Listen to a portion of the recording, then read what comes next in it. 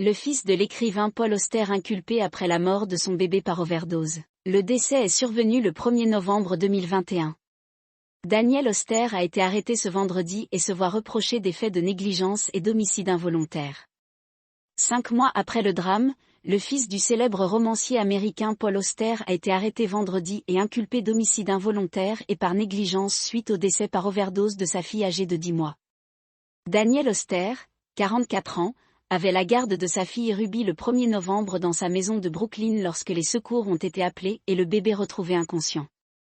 Transportée d'urgence à l'hôpital, la petite fille n'a pu être ranimée.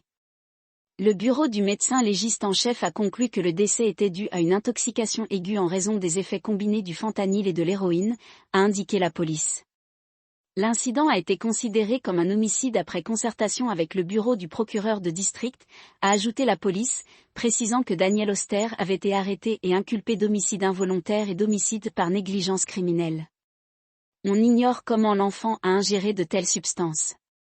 Aux enquêteurs, Daniel Auster a expliqué s'être endormi avec l'enfant sur la poitrine. À son réveil, le bambin ne réagissait plus. Déjà des démêlés avec la justice.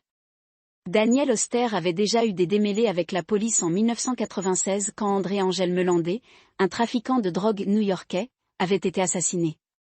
Le fils de l'auteur de Moon Palace n'était pas impliqué dans le crime.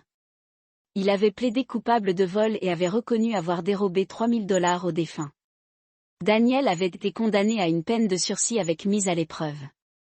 2 autres personnes avaient plaidé coupable du meurtre de Melandé, et avoué avoir jeté son corps dans le fleuve Hudson.